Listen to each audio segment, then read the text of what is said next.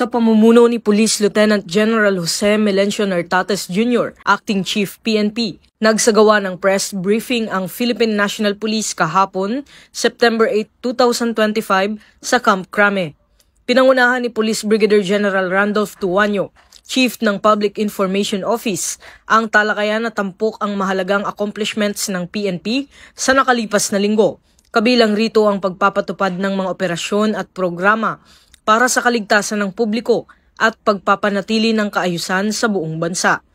Dumalo at nagbigay ng ulat si Police Colonel Randy Glenn Silvio, District Director ng Quezon City Police District, na nagbahagi rin hinggil sa kanilang mga operasyon at inisyatibo kontra krimen. Naroon din sina Police Brigadier General Hob Russell Balakit, Director ng Headquarters Support Service, at Police Colonel Hendrix Mangaldan, Chief of Police ng Pasig City, na naglatag din ng kani-kanilang mga hakbang para mapanatili ang katahimikan at kaayusan sa kanilang nasasakupan.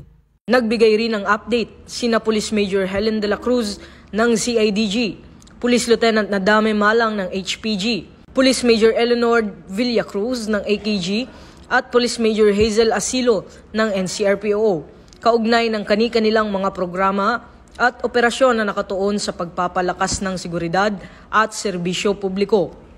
Binigyan din sa briefing ang transparency ng PNP sa kanilang mga operasyon at ang patuloy na pagtutok ng pamunuan sa kanilang pangunahing tungkulin, ang magsilbi at magprotekta sa sambayanan.